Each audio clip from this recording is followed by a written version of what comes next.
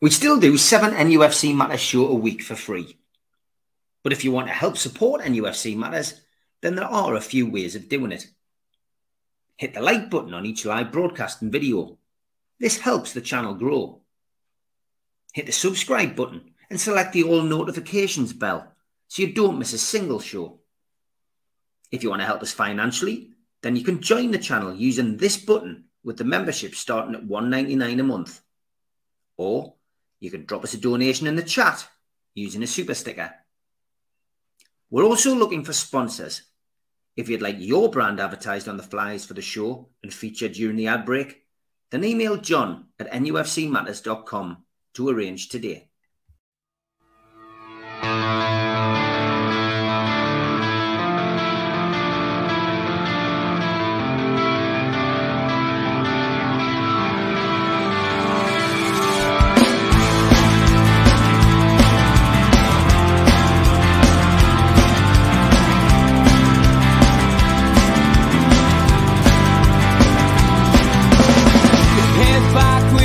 Attack. It feels like I've been talking to myself again, but it's the only way you're ever gonna learn. You look back and it's all in the past. I'm dwelling on the thoughts I cannot say to you. If I don't say the words, then maybe it's not true. Good evening. Welcome to a pre-recorded version of the Three Amigos, the perfect way to kickstart your weekend. No Newcastle games this weekend. England internationals, of course, but still plenty to talk about with regards to Newcastle United. And as often, I do dip into the comments in the videos that we put up, and there's always some really good comments going on there. People who maybe can't watch live, who want to bring a point up but haven't had the time because they were at work or whatever. And I'm going to start with Craig Lee's comment here. You know, we've been talking about the midfield conundrum probably for the last few weeks now, since Tonali signed, since pre-season. Now the games have kicked off. We've had the first 4 games. Craig Lee says, just caught the end of this week's show. He says, but I'm going to watch now the full show. He says, question I was trying to ask. He says, my only criticism is about Joe Linton. He isn't fit. He didn't look 100% against Villa, and their fans mentioned it. Poor against Liverpool and City. Again, looks like he's carrying an injury, and the same at Brighton. If so, then why is he starting? He's running power is his biggest strength, and he's struggling to run. This is affecting Bruno and Tonali in the middle, but it's also affecting the defence because he's not helping Burn or Target, as we saw at Brighton. The press isn't working because Joe Linton isn't covering the ground in attack or defence. Joe Linton is the main issue in the side at the minute. I know people are talking about the adjustment, but we're carrying one in midfield, which is making us nervous going forward as we're scared we won't get back. No way Joe Linton comes back from international duty fit. No way he should start the next few games. Joe Linton is my favourite player, so I'm not hating on the lad. The problem is he'd play injured for us, which he is. Kid's a warrior, but Eddie needs to pull him. Craig, great point that you made there. I'm going to put it to the lads because we've all been focusing on Tonali and Bruno. Is Joe Linton's fitness a problem, George?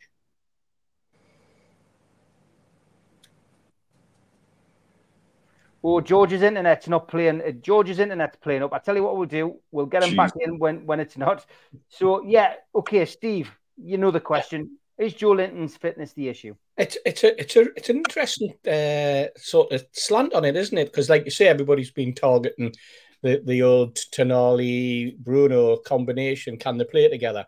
It could well possibly be that. I mean, he hasn't completed a game, has he? He's that's the first thing you notice. He has been subbed on a number of occasions. Yes, he does. He does look a little bit more sluggish, a little bit slower. Whether it's I don't know whether it's a new role that they're trying to get him to play as well. You've got different people in front. Gordon and Barnes, and a different fullback behind, and Burn, and then Target. I think it's a combination of things, to be perfectly honest. I don't think it could pinpoint it on one little particular aspect of one particular player, and that's why I think I'm exactly the same with the Bruno story. The thought that Bruno's not fit, that he's carrying an injury, and Perhaps he can't play as without Longstaff, and there's an awful lot of different ideas coming into play, a lot of different sort of opinions floating around. That's what's great, isn't it? That, you can have all these different opinions without actually, sort of really having a go at each other. But I like the way that the question was put and the way it's been analysed, and it just hasn't just gone, he's crap and all this. I think it's a well thought out theory, and it could well be possible. And I could look at it and go, you know what? Yeah, there's something in that. There's something in the fact that the lad's not quite fit enough. Whether it is an ankle injury or whether it's something else, we're not too sure. But well worth the consideration, Steve. Yeah, it definitely is. We've got an intelligent bunch of people who watch this program. There's no doubt about that. Mitch, what's your views on Joe Linton? I touched on this with Supermac and Gibbo actually, because I had a quick look at the international dates, and the Brazil game kicks off at 2 a.m. our time on the 14th, which means they're not going to get back in time for this game against Brentford. So I think there could be some enforced changes anyway, with regards to certainly with Bruno and Joe Linton. But yeah, the Joe Linton question's interesting. I'll be running into that as well. I think all the South American games are kicking off odd times, and I think as a result, you might see enforced change just because of the turnaround. I think that's a really valid point about Joe Linton, and something that hasn't been widely spoken about. And I think that's as Steve said, the way the point was made and the way the question was put is quite thoughtful. It's certainly something Stu and I discussed when I watched the Man City game with him in Bahrain. We could see that he was off the pace and just didn't look right. And this is where Eddie has to sometimes put the law down. If he feels Joe Linton's not right, then he should pull him. Shouldn't rely on the player telling you that they're fit. Because a player like him, like the question says, he'd play injured for it, and a lot of them will. That's why Pep Guardiola doesn't get many injury returns wrong, because he doesn't trust the player. He goes off the science about whether somebody's ready to return or not. And if he's got any doubts at all, he'll pull a player and he doesn't even think about it. And so that's why it was so unusual to see De Bruyne pick up such a bad repeat injury, because that usually doesn't happen on Pep's watch. And if he isn't bringing that usual bustling, running and all-action style into the midfield, how much extra pressure has that been putting on Bruno and Tonali to make that up? I suppose it's a valid question. I think Steve makes a good point in terms of changes of personnel in front and behind as well. Him and Willock seem to have that left-hand side sewn down quite nicely towards the end of the season, and interchanged well and played well in that role. And he's not obviously had Willock around to do that, and is having to get used to different players, and probably will continue to get used to different players in that role. It's certainly a fair question, and perhaps enforced changes at the weekend after this might show a few things for what they really are. Yeah, will do. There's another aspect as well to the way that we've been lining up. I mean, everybody was criticising Bruno, and he has been playing in that central sort of midfield area with Tonali on the right and Joe Linton on the left. And Joe Linton does have a tendency to push much wider. Tonali likes to move down. He likes to find his own space, you've noticed. And it has created for Bruno a little bit of a sort of pullback. He's kind of been reined in, and I think Bruno does his best work in the final 2/3 of the pitch, and certainly behind, threading those little passes in that we saw many times to Almiron, where Almiron will fly down and then they play the ball inside and then make a run, and Bruno's been splitting them. We're not seeing that this season. We're seeing him having to play a lot more deeper, and it's as though we're wanting to set the moves up rather than being in there sort of in an area where he's actually going to be a bit more decisive and then a bit more probing. So I think there's that. I think you bring that equation in about Joe Linton and the injury, the lack of a holding midfielder, and I don't think either Tonali or Bruno really want to play a holding role. And I think that's where, like I say, you've got Longstaff to come into the equation for that. Because I think we did see quite a nice little bit of interpassing all last season, and the way that Bruno and Longstaff really seem to gel. But it gives you issues if you're now wanting to play Gordon on one side, and then you're looking at where you slot Barnes in. People are saying, do we need to play two central strikers? Can we play Wilson down the middle, and then you put Isak on the left? All these sort of equations and conundrums that are now being thrown into the mix, Steve. And I think that this is Eddie really, really has to sort of find his best formation. And maybe the problem is that he's rigidly sticking to a 4-3-3 because that's what he likes. Maybe at some point in time he's going to have to adapt. He's going to have to, with the players he's got, he might have to go, you know what? I'm going to have to play two in central midfield, and I'm going to have to play two out wide, and I'm going to have somebody playing off a striker or something like that. I'm going to have to give away. And I listened to someone talking today about it was an ex-player, an ex-fullback, and he was saying how easy it is once you get the analysis done, how easy to play against someone when you suss them out. And they were talking about one particular player, and it wasn't Almiron, but it could have been Almiron, because he was basically saying when you've got a winger who always cuts in, never goes down, always cuts in on, and let's face it, everybody knows that's what he's going to do now because he's totally left-footed. He said it's the easiest thing in the world as a fullback because it's just drilled into you by your manager, by your coach, and by your teammates as well. You know that he's going to cut in, and then it's an advantage for your central defender as well because he knows that if he gets past you, that he's there to stop him instead. So I think Eddie's got to adapt. He's got to change at some point in time, and we've got to start picking up points. Okay, George, welcome back. You had a few internet issues. I had to keep putting you out because you were about 30 seconds behind. I'm hoping it's been sorted now. What's your thoughts on Joe Linton? No. Well, the lads have said it all. Now that I've had a chance to see football for a change instead of just listen, the comments on that you made that were read was that he hasn't been up to it, has he? He's been a yard or more behind the pace. That's inevitably going to affect the rest of them in midfield and those that are used to playing around him, because he is a superb defender. I mean, a couple of years ago I wouldn't have said he could have defended for Toffee, but at the moment he is, and we're missing him, and you can see. And what we're missing is the fact that he's. As I say, he's a yard behind everybody else. Now, if that's an injury, what the devil are doing if they did it now? So, what people are saying is right. He's missing a yard or two. As to the rest, well, I think you lads have already said it this week. 4 games in, you're not going to commit Harry Carey because of the two midfielders, the two brilliant midfielders, I would say, haven't quite clicked yet. I mean, that's balmy stuff as far as I'm concerned.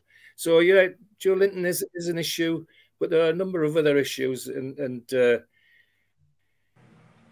think I said after the Brighton game, the one that got me more was how they looked as a team, because they weren't a team.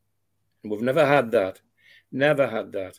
So I want to see some reaction, and not just from the team, but from the coaches as well, into getting that camaraderie and everything back there where it was before the end of the season. Okay, George, it might be worth you switching your internet off and putting it back on while we'll go back round, because your internet is very, very slow. It's gone again. Okay, I'll reboot it. I'll reboot it. Okay. Then. Good stuff, mate. All right, great stuff. Thanks to George for doing that. And we're going to move on to the next point tonight, which is the stack. And we touched on it on Geordie's here, Geordie's there. That's the the photograph of, well, the design, should I say, of how it may look if it goes ahead. We touched on this last night, Steve. Obviously, you were working, so you missed out on this. But public consultation now, the email dropped in my box a little bit later than I think it dropped in other people's boxes. It only came this morning to me.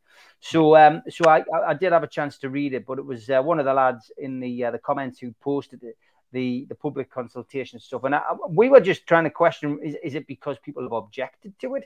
Is this something that you have to go through to get this put forward? I thought it would have been fairly standard, to get it done, especially when Magic Weekend, for example, commandeers that entire area behind the Gallagher stand and turns it into like a little family fun village. So I didn't think that the stack going, fan zone going in would have caused as much issue, but clearly it does. And we were trying to guess as to why there might be objections to it, if indeed there has been.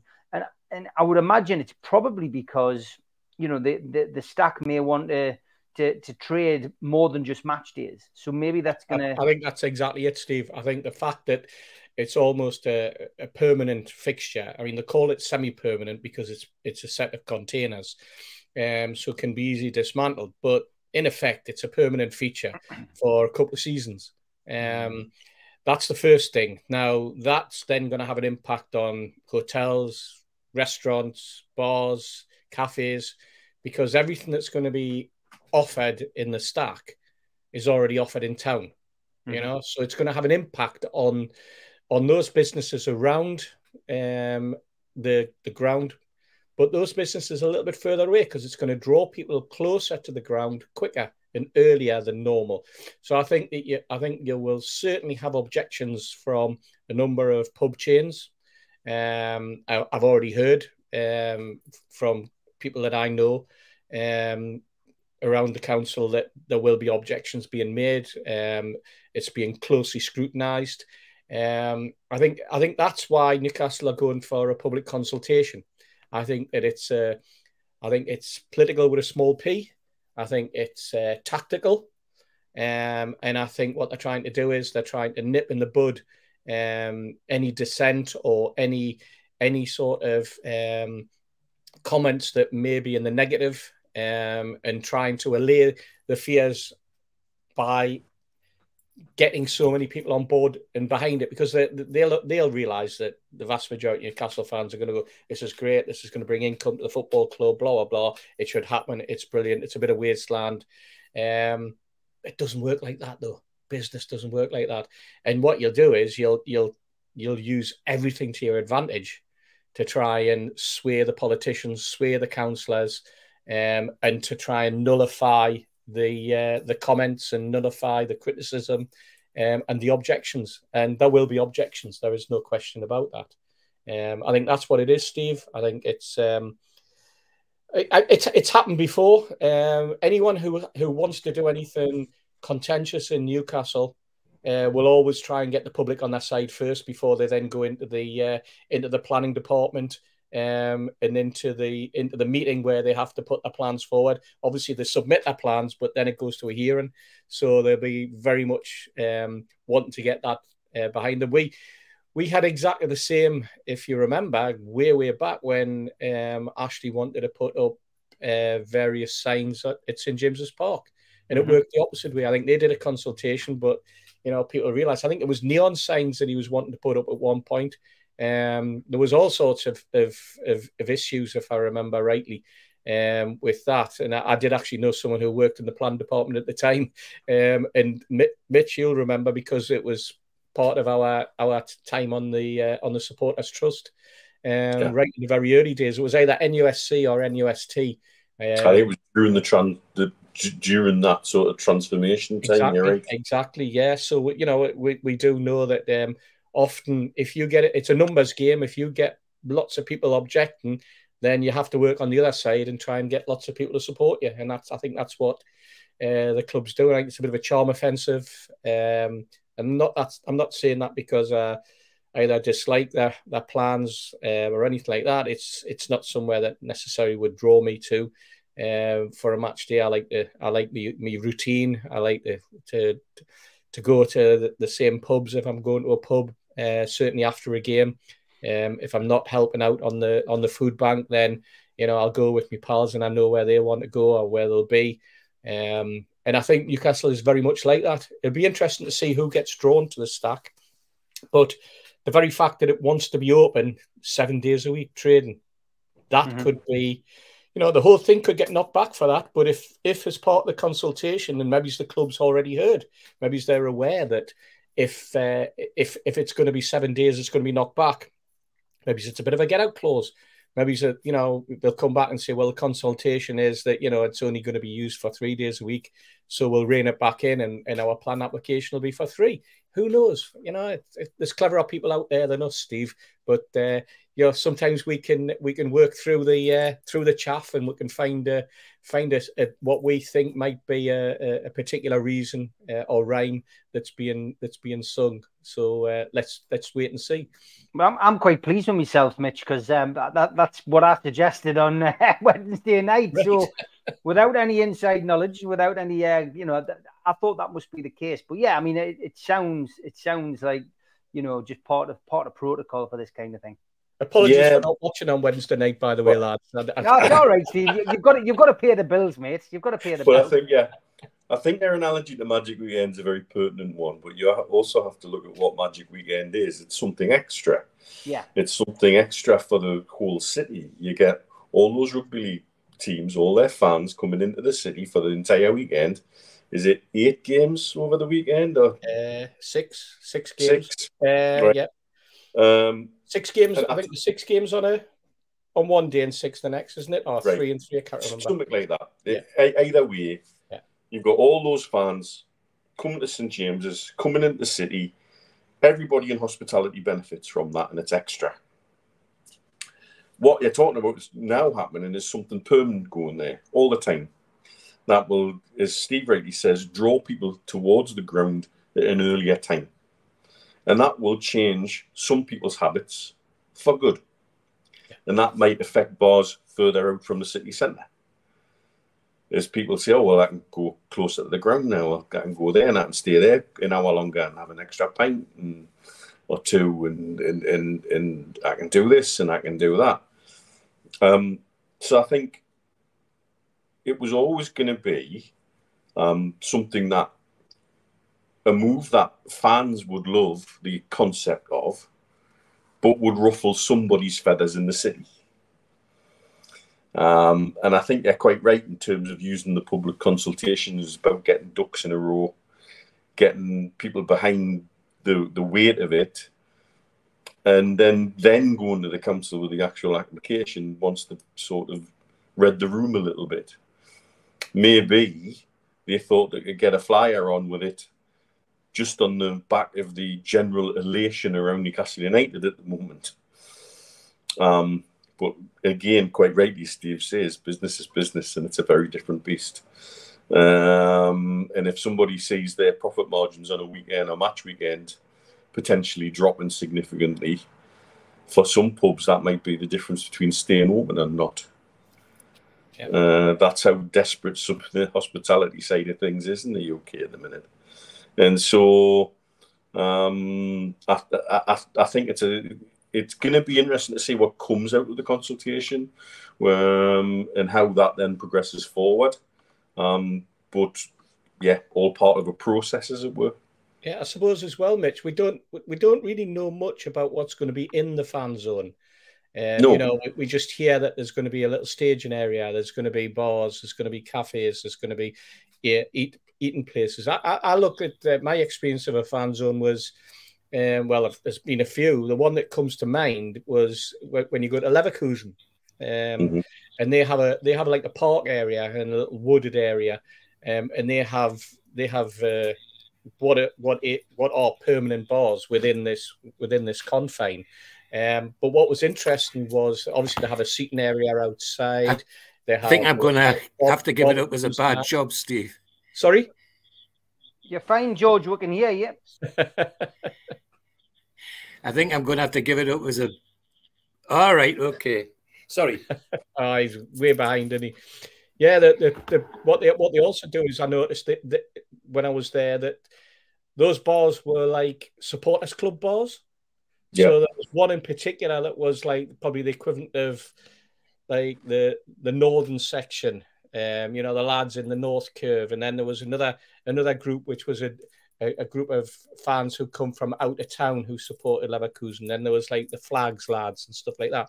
And there was also gift shops and things like that around, or the ones that we experienced in Dubai during the World Cup, which were sort of the temporary fan zones that were put up that were specifically for the games. But what they did was they then altered those fan zones to suit the particular team that were playing. I happened to be at the I think it was Brazil v South Korea game.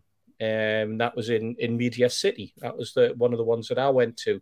I went to another one. I forget which game it was, but it was a totally different atmosphere because of the people there and what was available. And they changed the food so that the food suited, like, you know, a different clientele and this type of thing.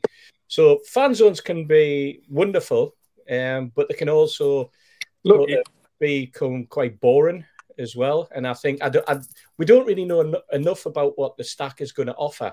I don't know, some people loved the Stack when it was down on was it Pilgrim Street, but I know other people who absolutely love the Stack that's in Sunderland, which is almost a permanent feature. I mean, the way that's been put together. And I know other people who, you know, they've been once and would never go again. And I think I'm probably in that grouping, you know, because it just wasn't my cup of tea. The other thing that sprung to my mind was taking an aspect from the seller perspective. What would they see? Yeah. As what they would want to set up. And there was that area in the boulevard in Riyadh that was more dedicated to football when we were there. Now, obviously no bars, but there was an Al Hilal and an Al Ittihad cafe, which were opposite each other, a bit like opposite ends of a football ground.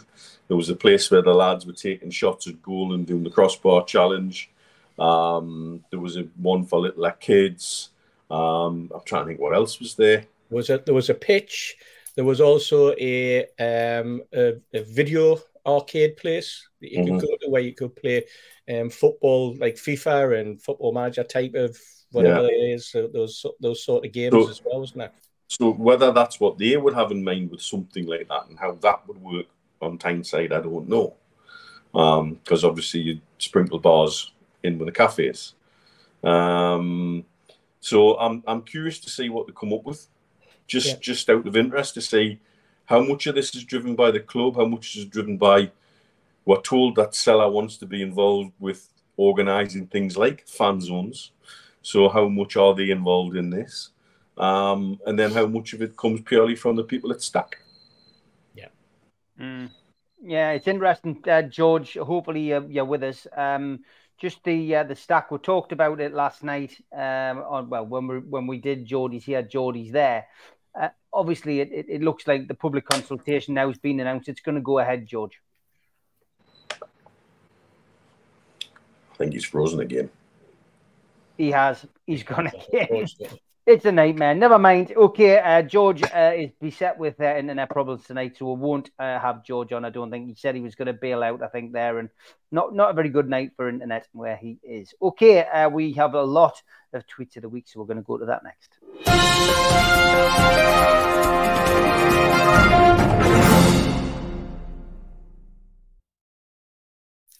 Thanks to Zara and to everybody else who has sent these in, some absolute belters as always. Congratulations to the happy couple.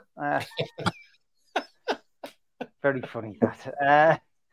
The year is 2030. England manager Eric Dyer leaves Raheem Sterling out of the World Cup squad. Newcastle captain Erling Haaland lifts a third successive Champions League trophy. And Chelsea win promotion to League One.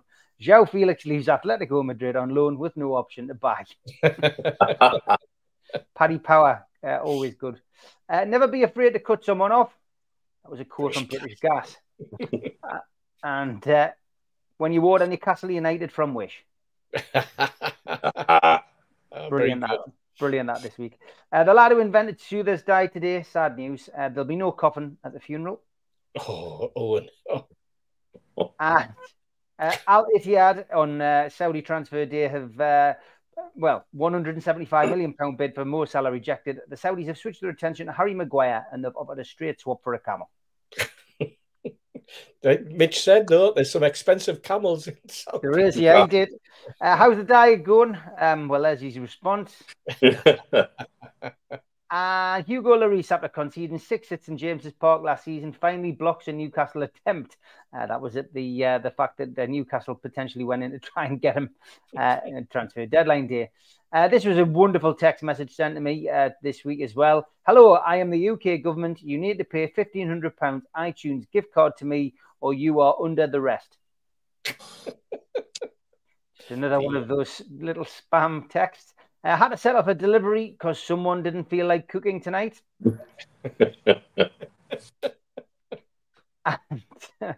Mason Creedwood's got his move. He's going to Spain. He's joined Getafe. And Ashley Jeff Hart put, mad that his girlfriend was screaming, "Get off me," allegedly. VAR 1. Oh my God, he's kicked him in the head. Did you see that? VAR 2. Damn, that's crazy. VAR 1. Someone should do something about that. VAR 2. So true, mate. Anyway, Biscuit. That's about it, eh? I believe a lot of conflict in the Wild West could have been avoided completely if cowboy architects had just made their towns big enough for everyone. Dodge City, Pete. Dodge City. Good old Viz. And I'm breaking up with my French mustard supplier, so I'm writing them a Dijon letter. Oh, dear me. Oh my God. Get worse. They get worse. If your dog poops, please pick it up. Thanks, Donald, for this one. People do take things literally. I accidentally swallowed some Scrabble tiles, and now I'm experiencing constant vowel movement. The next trip to the bathroom could spell disaster, says Stephen. I know. And this one, the reason these toys are critical as kids. Yeah, me. Look at that. And this is a question from Stephen. You can't say you partied hard until you've slept with the refrigerator door. He wants to know if Mitch and Stuart have ever been at this point. Never with a fridge door. No. Never with a fridge door. Hey, Dave, what's new? Oh, you know, same sheet, different day. Told you they got worse. Hey, I told you I was part Chihuahua. Yeah, but you didn't say that part. And this sheepdog had one job. Thanks, Ian. This one as well. Here you go. This is for the Amigos. Can you name the NUFC player, lads? That's Mirandine. Hey. I thought you would have took a lot longer than that. No, I can see straight away. I'm sometimes quite good at those things. Sometimes I'm terrible, but I got that one straight. Right. Okay. Moving on to the next one. There's no way you're going to convince me you were pole dancing. And my cousin posted, I'm expecting twins. So I commented, finally, 2 kids from the same man. Then she blocked me. I want to grow my own food, but I can't find bacon seeds. Yeah. And spotted a herd of wild Weetabix today. Absolutely stunning. Very clever. And in this case, in case you didn't notice, I'm wearing the same dress as this wife to her husband. And my wife told me to take the spider out instead of killing him. I went out, I had a few drinks. Nice guy, he's a web designer. Calm down, lady. I work for Amazon now, said the stork. Yeah. And I've been using the gate wrong this whole time. Fantastic. I had a dream, says the young boy to his mum. Oh, dear. And having a bad day, at least you're not the guy filling up a blow-up doll at a free air pump. Thanks, Jimmy. Most bald people still own a comb. They just can't part with it. Thanks, Steve, for your tweet of the week. Yeah. And wife horrified after husband gets ugly tattoo of his snoring. That's a classic, by the way. Dear me. Jimmy wanted to know what this sign was. Get yourself on a Jimmy's Twitter account. There's some wonderful suggestions as to what that might be. And when you push so hard on the toilet, you unintentionally teleport. Facebook, not my favorite social media, I've got to be honest. It does have a habit of kicking people out. It kicked this poor woman out. What? Facebook deleted our profile picture again. And just for the record, a person born in 33 was 45 in 78. Very clever. Oh, very clever. And I've forgotten what room I'm in. No problem, sir. This is called the lobby. David Beckham checking into a hotel there. And I was standing in the park wondering why frisbees got bigger. As they got closer, then it hit me. No. And this one, if your girl looks like this, she's the keeper, says Stephen. Lots of people, for some reason, this is doing the rounds again. This must be due another errand, said Sam. Stadium of Light, of course, National Glass Centre, Hilton Castle for football, follow Newcastle. That was a clever saying, that one. And another unwanted Bully Star prize from Bullseye there. And, honey, I feel bad about myself. I look fat and ugly. I really need you to give me a compliment. You've got perfect eyesight. And Moon River. There we go. Give us an opportunity to do a bit of singing. And how one shoe can ruin a family photo. Oh, dear. Passengers travelling first class on British Airways Boeing 747s are worried about redesign, which means some lavatories have windows. A woman travelling in New York complained that there were no blinds. She was told by a stewardess, "Madam, if some perverts clinging to the side of the aircraft at 35,000 feet, they deserve to see everything." And what does Mummy do for a living? Well, this was a picture that was submitted to school.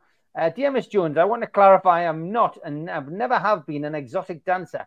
I work at a home depot and I told my daughter how hectic it was a week before the blizzard hit.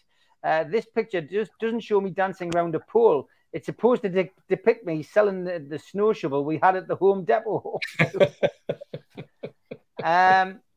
This one as well. No, that's that one. The last time I had faith in the news was when it was with Huey Lewis, says Jimmy. Oh, very good. No. And this one, Daniel Westbrook, poor lass, London's gurning. Dear me, oh, thank you, Legacy Magpie, for that one. And how do you still go on? How do you still go fishing on Sunday? Said Christine Work. Yeah, I do. Why? Well, there's an app called Plenty of Fish. My husband has it to meet fishing buddies. Thought I'd tell you about it. Oh God, Christine, are you for real? Seriously, it's not a joke. I'll ask him to send you a link to it. It's really good. He finds someone to go with almost every weekend. And last couple, the Star Wars one this week is this one, Han Solo. Excellent. Oh, very good. Very good. Oh, the winner this week is this one, new Back to School range by George at Asda. I'll tell you what, Steve, there's one or two there reminded me of something that happened a couple of weeks ago. I was waiting in a hotel lobby. Yeah. Very early in the morning, and you'll never believe, you'll think I'm winding you up, but the lift doors opened and a bloke walked out of the lift, walked over to the reception and said, "Excuse me, I've locked myself out." And he had nothing on from the waist down. Oh, no. Where he'd been to get locked out, I don't know. But he just walked straight across the lobby, and out, like there was three of us there, and we just went, "What?" And then he walked off to the lift again. They asked him what room he was in, and they said, "We'll send somebody up," and he walked off again. What a nightmare. Unbelievable. I have got a couple, because you told that story, I'm going to squeeze a couple more in, because I know people hate it when they miss out. So there's this one. How much does a roof cost? I don't know. Nothing. It's on the house. Oh. When you're tired, why don't you nap at the bottom of your ladder? And if you get caught, the boss will think you fell. That's a classic, that, by the way. This one, I thought this was a lookalike. I thought that was Lee Ryder. I'm not driving like a lunatic officer. I'm swerving to miss all the trees in the middle of the road. For feck's sake, Paddy, that's your air freshener. And when you're down by the sea and an eel bites your knee, that's amore, said Ian. No. Ian.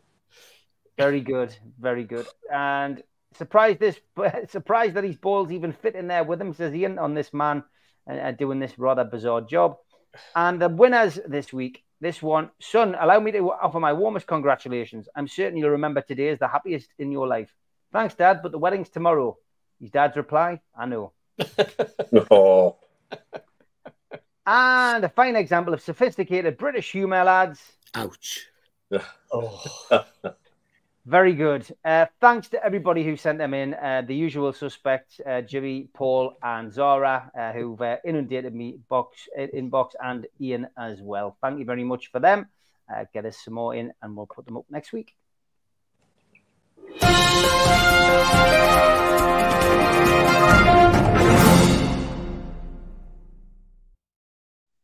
Okay, Steve, when is a ballot not a ballot? I want to discuss ballot. I don't want to discuss ticketing. I just want to discuss ballots. Yeah. Because obviously the ballot is the big thing at St James's Park now, isn't it? Because there's members. We don't know how many members there are of the membership scheme at Newcastle. That will be handy to know, I think. Yeah. But I've seen now 3 ballots for home games, and I've seen the same people getting disappointed time and time again. Now, is there a way, do you think, that Newcastle could make this slightly more transparent, which would stop what, I'm seeing on Twitter tonight, is an absolute storm brewing. People not happy. Why have I spent £37? Why am I not even? Why am I not getting this opportunity to win? I know a ballot's a ballot. I know what the idea is about a ballot, but by the time we get to 19 games, Steve, and somebody hasn't got a ticket for a game, the club turning around and saying, well, you pay your money and take a chance. It's not going to wash. There's and I dare say that there's going to be a lot of angry people. What's your feeling on this whole ballot situation? Well, it's not just that, Steve, but you also see on social media the same people being successful in the ballot for the last 3 weeks as well, for the last three attempts. So straight away you go, what are the odds of that? And as you say, we don't know how many people are members.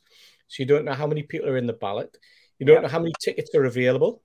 Let's take the Milburn stand. Last season, anyone who did a count would know that there was over 1,000 tickets available in the Milburn stand for general sale every game.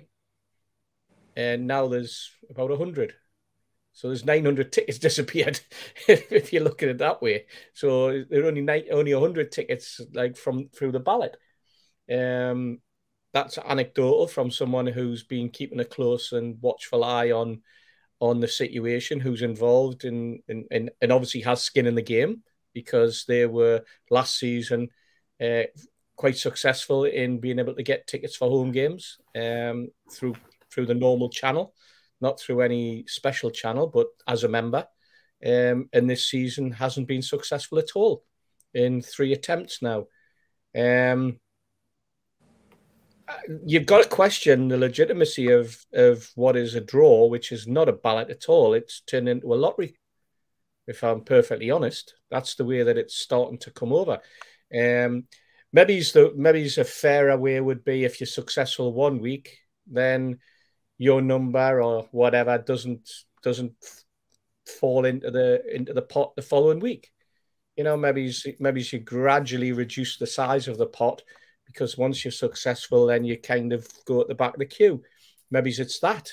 If you want to talk about fairness and being fair and equitable to everyone, other people might argue that, you know what, you're all in the pot, your names are getting lifted, and it's pot luck.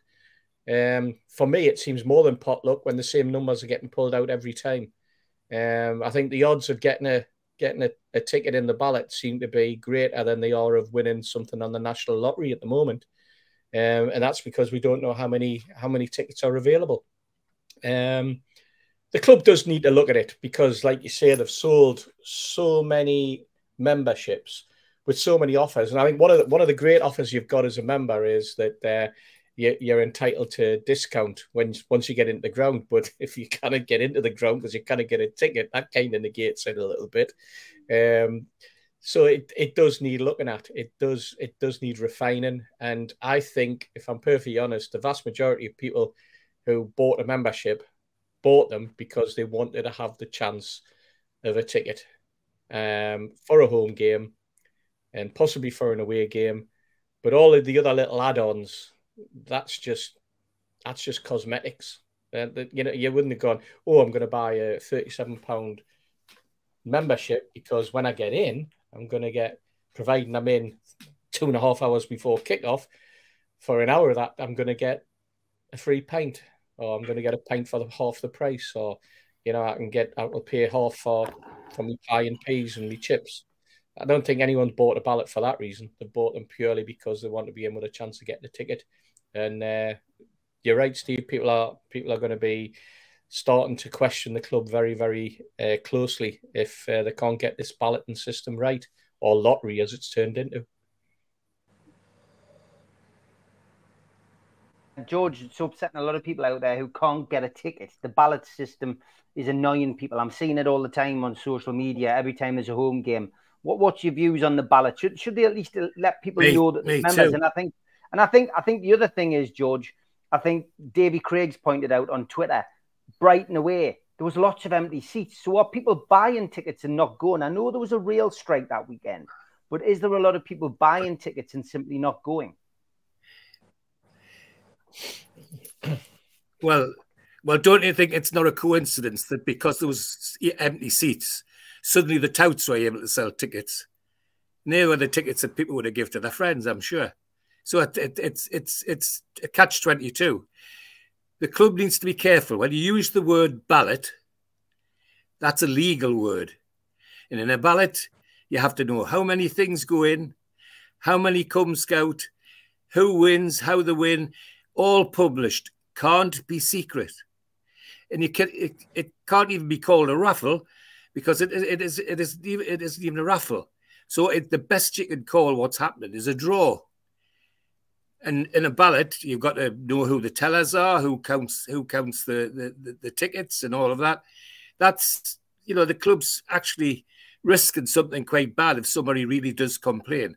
Get some wealthy supporter who gets upset enough and makes a legal thing of it. The club could be very, very embarrassed. So it's another mess for supporters. That's what worries me. All through this build-up since the takeover, brilliant things happening, but not for the supporters, in my view. And this is another one. You lads are right. In a few weeks' time, when people start realising what they've paid for and how little chance they've had of getting anything really for it, there'll be ructions. There'll be ructions. There's bound to be. I mean, you know, getting an extra something off your pie and off your peas takes me back to when Neil and I used to go with 8 others. And the thing that killed it, that did Ashley decided he wasn't going to buy plastic cartons for their mushy peas. So, no, the club's playing with fire, in my opinion, calling it a ballot. Mitch, this is just another thing that the club have added. You know, we've discussed ticketing, we've discussed ID checks. The ballot, though, is something which is going to be with us all season, and fans have got to get used to it. But how long is the patience going to last of the supporters? It's a good question. The raging desire to be all things to all people at 200 miles an hour, without the adequate backup of the staff in place to make it happen in the time frame that they wanted to happen in, has led to nearly absolutely every ticketing and merchandising and other issues that's upsetting the fans at the minute, in my opinion. I think we're now seeing how badly exposed as a club we were with the skeleton staff that Ashley had in place. I think we're also seeing that there's people in place who are trying their very best and trying to do good things, but are inadequately supported. That there's some people in place who have only known the Ashley way and still do things the Ashley way. And that becomes a drug chute to those who want to progress and move everybody forward, in my opinion. Very interesting. I've had a number of chats this week with guys involved with international fan groups and fan clubs. And it's not the first thing I've heard questioned. Particularly the guys in the States who obviously, because they're in the States, I think by definition are probably more litigious than we are. Yeah. And I've not heard the word legal used as much as I have in things related to Newcastle United in the last week. And international memberships and ballots, and the chance of getting tickets, and how they want international groups to do, and how they want it to work, and how much notice they want. Already at this stage of the season starts to make an absolute mockery of some of the things they want people to put their hard-earned money into. And people are asking very fair, in my opinion, questions about it that answers can't come back, because some of these things just haven't been thought through. Some of these things are still, quote unquote, with the legal department. Yeah. Yet they're still pressing on and doing them. Mm-hmm.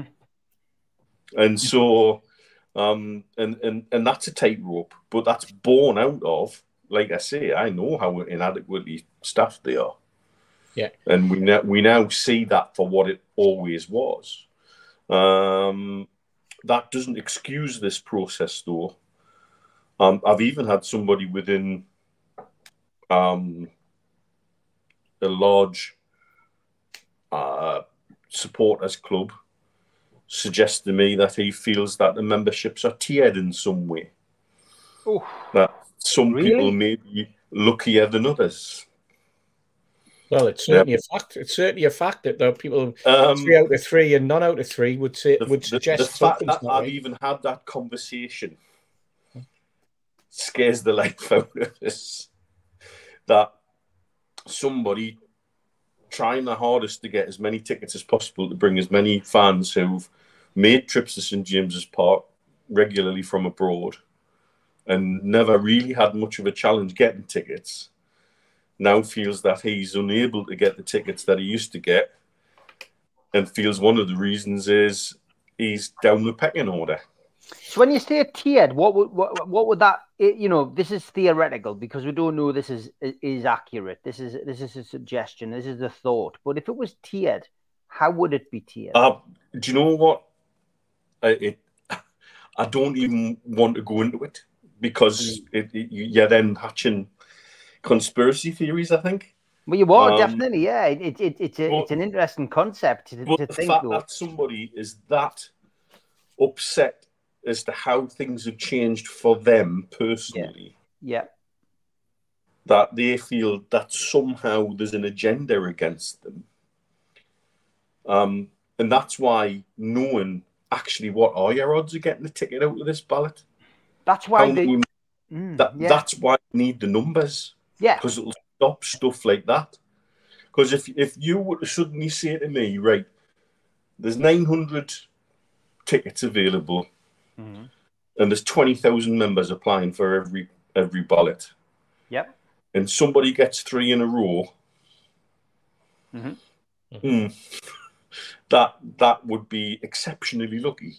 They want to put the lottery on if they've managed to get 3 in a row. Yes, absolutely. Yeah. They want to get themselves down to Ladbrokes and say, I'll have dog 6, 4, 5, 9, and 3. Thanks. Yeah. So I know you don't get number 9 dogs, but you know, a little bit dyslexia. But the fact that I've even had that conversation with someone and sort of talked them off the ledge a little bit shows you the kind of level of frustration that there is within the fan base. Shows you the level of frustration that we've got going on. And a lot of it is because we don't have information. Yeah. And transparency on something like this would be very, very useful, because it may give some people a better sense of proportion about what your odds of getting a ticket in a ballot is at the end of the day. I know not every ballot will be the same, because I'm quite sure there'll be more applications for, say, Liverpool at home than there would be for Brentford at home, one would assume. But that's not always the case. I'm finding it very hard to judge where we're at in terms of selling tickets. I'm seeing what points the Milan tickets have dropped to today. They started off at a very specific number, 65 points. Where did that number come from? Yeah. That's it.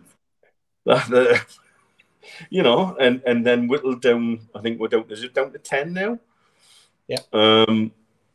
Either way, you know, the initial furore to get those tickets suddenly seems to have calmed down quite quickly. And how much of that is because again, we're back at potential ID checks, potentially having to go to the box office in Milan, which I think is absolutely crazy, by the way. Yeah. But that's another discussion for another time, probably. But yeah, I think we need a bit more in terms of information of what numbers are going into these ballots, what are coming out, and what are your odds of getting a ticket when you go in. And if it is sort of a dart throw, lottery winning odds, then I think some people would accept that a bit more. Certainly the lad I was speaking to this week, I think, would accept it more if he was suddenly told, well, you do know you've got like a 7,000 to 1 chance of getting the tickets that you got before. I think it'd probably piss him off a bit more, but at the same time, he wouldn't be thinking that he's somehow being knocked down a pecking order. Knocking the ticket off, though. I mean, look, I know some of our viewers have been lucky. In the ballot they got tickets for the first 2 games. I think Mozza and Alan both got a ticket for the first 2 games, but they haven't got a ticket for Brentford. So that they haven't managed to get 3 in a row. Sometimes you can imagine you will get that kind of situation where you'll get them. But I genuinely think, and this isn't what some people want to hear, but maybe if you have an opportunity, you do manage to get a ticket, depending on how many there is. Maybe you miss the next ballot and then you put into the next one. Some kind of system. But again, this is just another system to add. And but we need to know how many members there are. There needs to be a bit of transparency on members. The only way we'll find out, I guess, is when the accounts are put out. You'll not find out, because I think the words that we heard, Mitch, if you can correct me if I'm wrong, but weren't we told that it was commercial in confidence? It was, yeah. And you're thinking, well, where's the? We've asked similar questions in the past. Yeah, how can you hide behind it's a commercial decision not to give out the numbers? Well, is it commercial decision based on the fact that you don't want to have any trouble? Because when the figures come out, you realise that it's less chance than you originally thought. Hiding behind a phrase like commercial in confidence that's just lawyer speak. That's just that's not an answer. It's a knockback. To be perfect. Well, the issue for me is simple. Once you stick the name ballot on it, you've got no choice. You count how many you've got, how many you're going to give away, and there's got to be named tellers. The people that counted them have got to be named legally. It's all got to be written down. It cannot be done by cloak and daggers just because it's commercially sensitive. That's absolute rubbish, and I think illegal. It's not even a proper raffle the way they're doing it. It's just a hit him as draw by the sound of it. Yeah, and if anything was up to some sort of skullduggery, it's that sort of thing. And if I was inclined, I'd be knocking on the door of somebody and saying, "Hey, if this is a ballot, how many were there? Who are the tellers? Who counted the fours and who counted the against and all the rest of it?" And then see what it looks like. And if you get that sort of information, then nobody's going to be upset about it because they're used to that kind of thing. But what they're not used to is this sort of cloak and dagger stuff, which get hidden behind commercial confidence and that sort of rubbish, because that's all it is. It's rubbish. Mm-hmm. But as soon as they put that word out, ballot, they've got to do it properly. Mm-hmm. Good points, George. Good points. We're halfway through the show, lads. Time for the ads. A big thanks to all our sponsors, Skips and Bins. You can find them at skipsandbins.com or telephone 0800 25 45 25 3. Email inquiries at skipsandbins.com. Website skipsandbins.com. Easy contract free and pay-as-you-go waste collection. Big thanks to Mr. Vicky's sauces handmade in Cumbria. You can order them from their website, mrvickys.co.uk, or by telephoning 01768 210 102. A big thanks also to New Workwear. You can find them at newworkwear.com. They're an agile and dedicated workwear provider. Welcome back as well to United Travel. They are a UK coaches firm and they are based in the Northeast.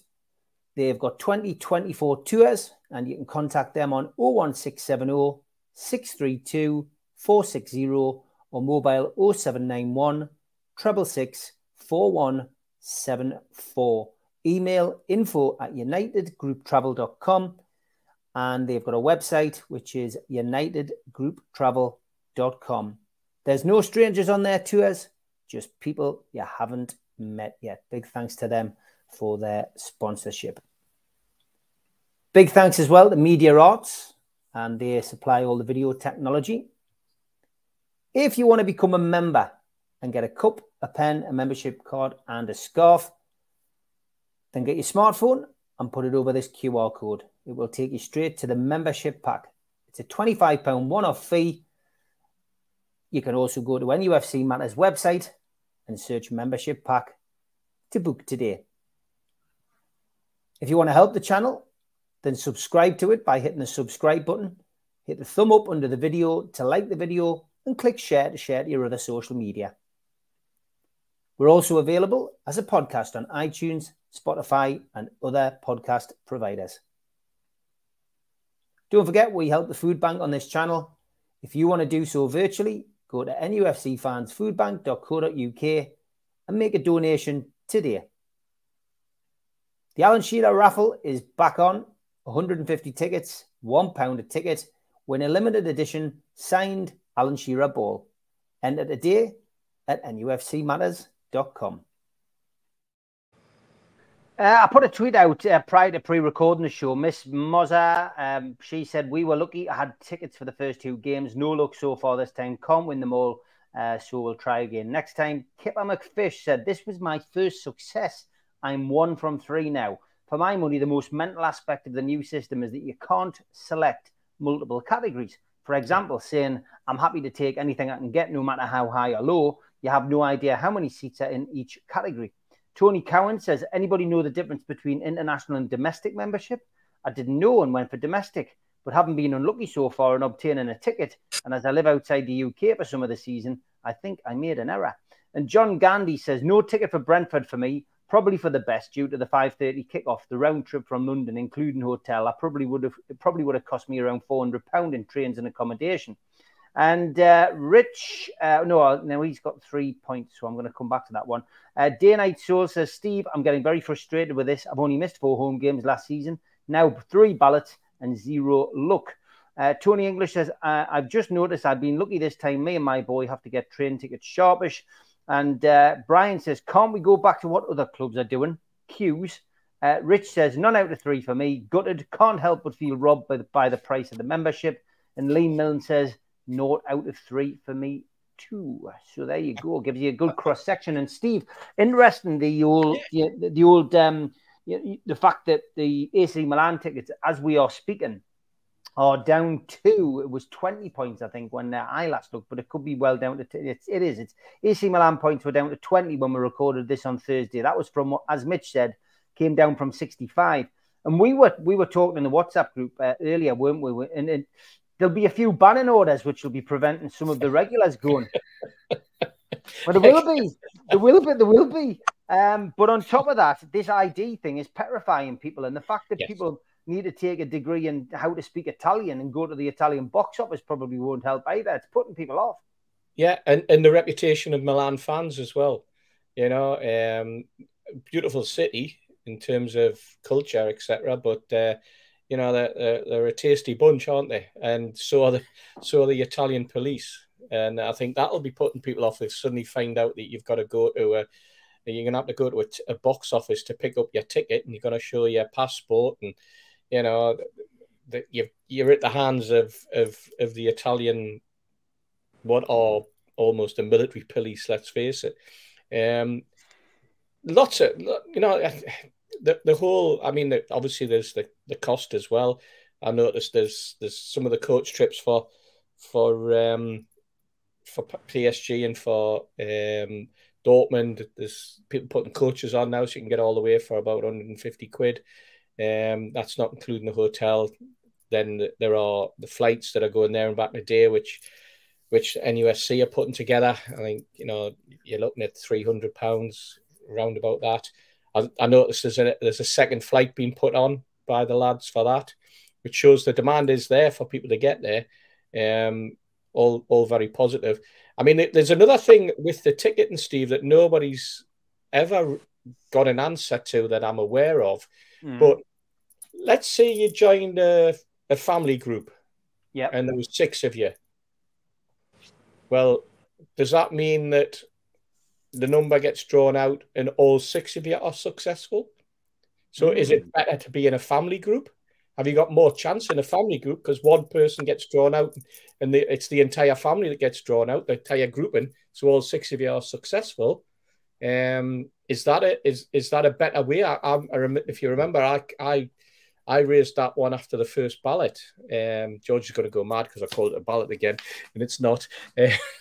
But you know, you're all right. That's what they've called it, though, Steve. That's what they've called it.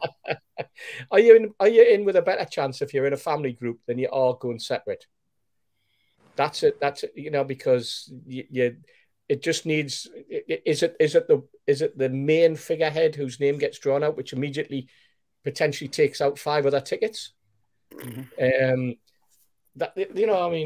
Straight away, one number, 6 tickets gone. So would it be better if you group yourself together because you've got potentially more chance than you would have if you were on your own. Well, it'd be interesting, how do they handle kids' memberships, for example? Yeah. Because you couldn't have an unaccompanied child. No. But you can have unaccompanied 57-year-olds. How that works. Yeah. If you don't mind us butting in, the guy was asking about international memberships and is it any different? As it stands in terms of applying for a ballot, an international membership is exactly the same as a standard membership. Going forward, though, my understanding is they're going to tie international memberships in with international support as clubs, official ones. So, for example, if we were to make the Dubai Mags an official supporters club and we wanted to bring 20 over to a game, and the club could allocate us some tickets for a particular game which would have to book 2 to 3 months into the future. All of those people coming with the Dubai Mags would have to be international members. Right. But again, how that works is still with the legal department. So potentially that's another 20 numbers. So there's potentially another 20 numbers out of a future ballot. My understanding is they're going to trial this with the Scandinavian mags. The Danish mags and the Norwegian mags are going to be the first ones to have a shot at this. It's a good job Keith's not on. Keith would be getting his dinger in a minute, wouldn't he? Absolutely. Absolutely. I mean, I'm sitting here boiling.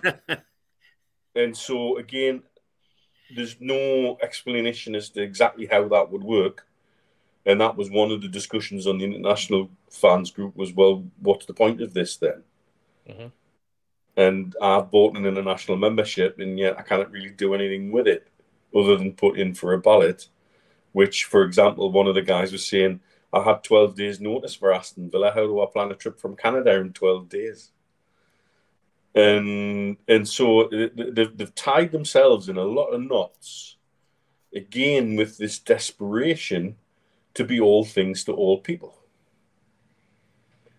And if somebody inside the club, left over from Ashley's era, could have helped them foresee this, if there was anybody capable of doing that in there, I don't know. But these are all the things that now relationships have been made and personal relationships have been made between international fans, organisers and people within the club. There's a desperation to make sure everybody's happy. Yeah. And we all know what happens when you try to keep everybody happy. You're going to piss somebody off. And you're going to piss somebody off big time. And that's what seems to be happening at the minute, left, right and centre. Well, if you try and make everybody happy, you end up making nobody happy. Yes. And all that you lads have just talked about is a legal minefield. A ballot's got rules. And if it ain't playing with rules, that thing about the family thing, draw 1 ticket out and you get 6 tickets, that's bloody stupid. and illegal. Imagine what people would say if Steve had a raffle and he drew a one out and said, "Oh, well, we'll just give the 3 prizes to them because they were lucky." Poor, dear me, you wouldn't get out the door. No, it's all a mess. But the trouble is, sooner or later, somebody that has the feeling about it will do something about it legally, because it smacks of all sorts of things. There's certainly no transparency. You don't know how many numbers is in. You don't know how many's coming out. And the other thing is that this away ticket thing, where the club's actually producing some false tickets to catch people out, that's called entrapment.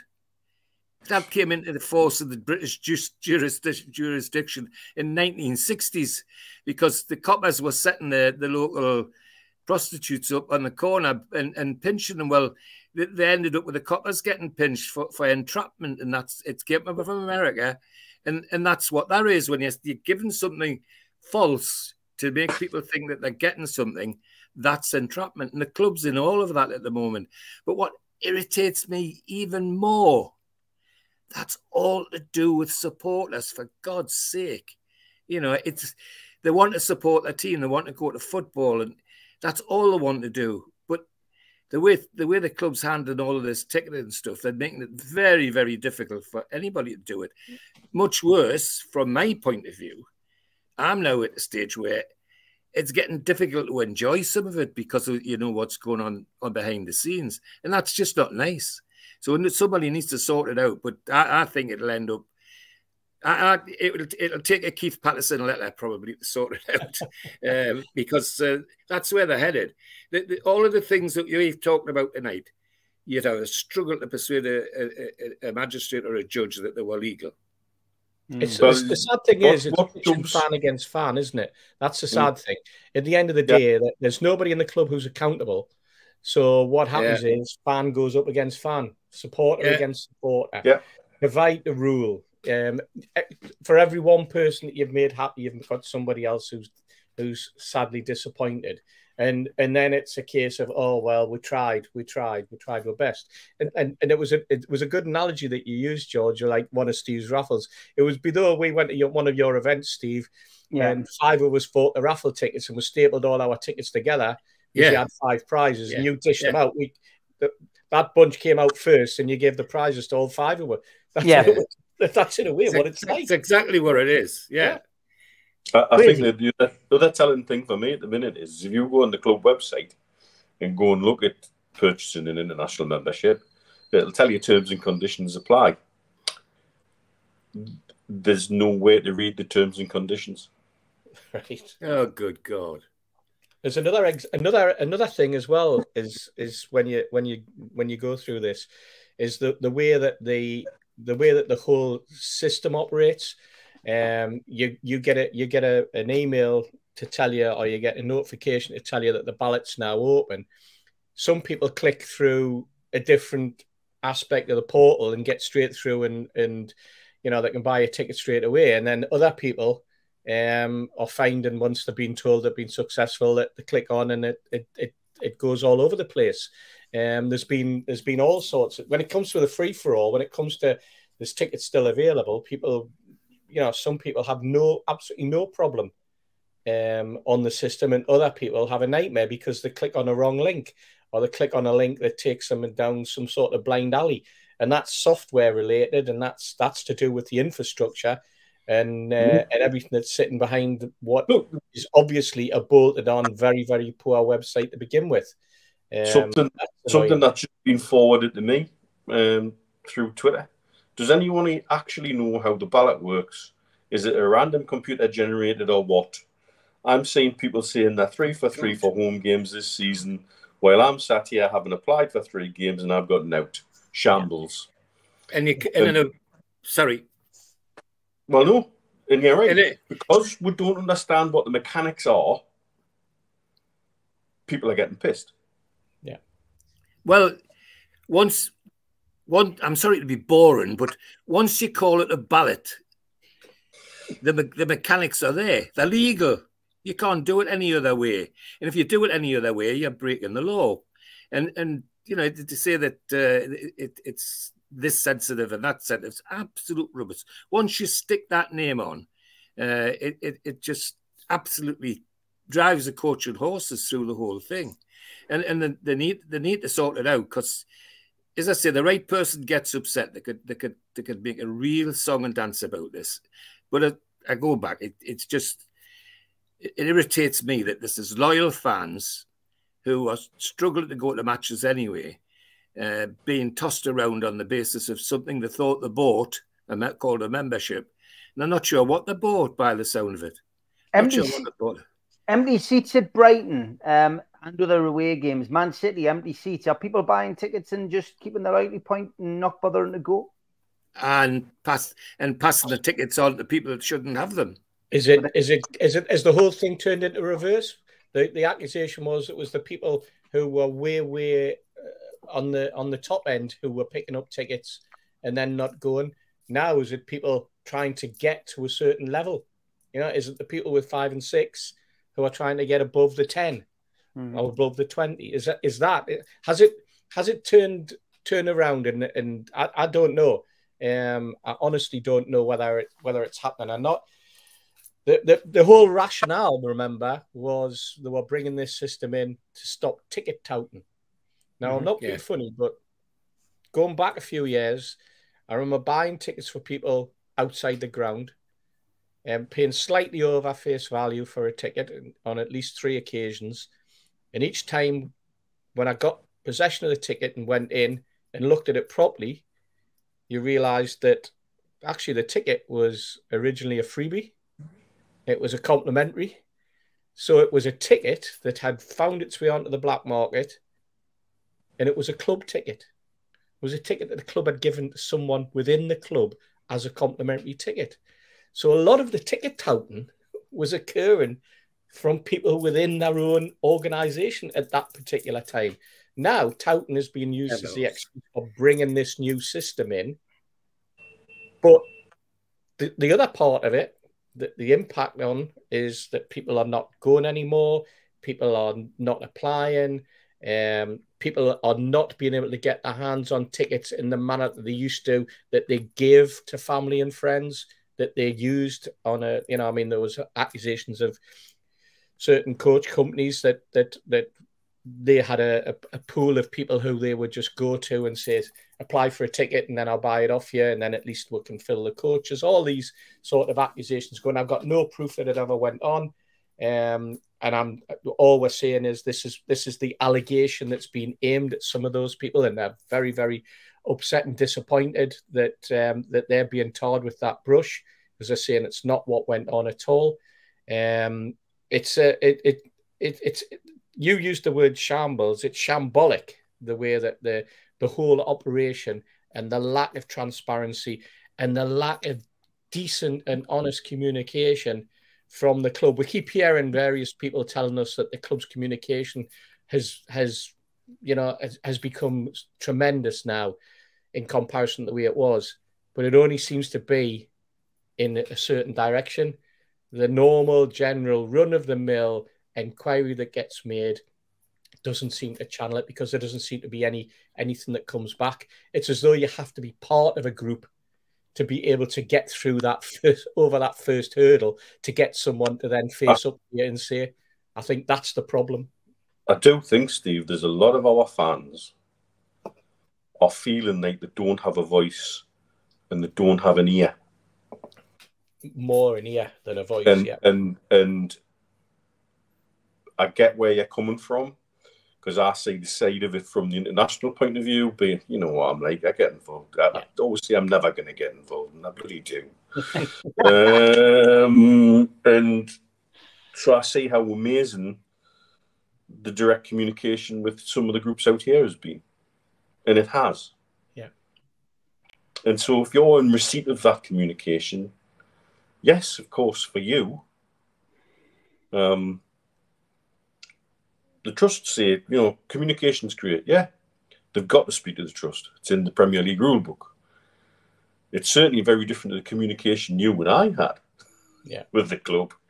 And it certainly doesn't involve red-faced CEOs poking you in the chest or escorting you down elevators, Steve. No, definitely not. And so, yes, of course, communication's improved. And anywhere that Darren Eales goes to turn up at a talk-in or a roadshow or a recorded podcast or whatever, yeah, communication with them is fantastic. I think there's a lot of genuine fans who feel like they're getting a little bit lost in the middle of all of this. And that's partly why I do get involved, because every now and again I'm the daft idiot at the back of the room saying, "Can I just ask a question?" So like father, like son. Aye. And so I think this is where a lot of the frustration lies. I mean, you go to the Brighton empty seats. I had to double check because I saw one lad who was at Brighton saying, "Look, I've got these empty seats in front of us," and then next to those empty seats, there's a group of Japanese tourists. And I had to look at the pictures twice because I'm thinking, is this a clever Photoshop or what? And it wasn't. There was what looked like 4 Japanese tourists sat in a row, which was otherwise empty. So where do their tickets come from? And who are they connected to? If they're club tickets, for example. The more you sort of, it's one of these things, the more you dig into it, the worse it seems to get. Why are tickets appearing on places like Ticketmaster at inflated prices? Yeah. Where are they coming from? Because that's exactly what the clubs say they want them to be stamping down on. So why aren't you stamping all over that?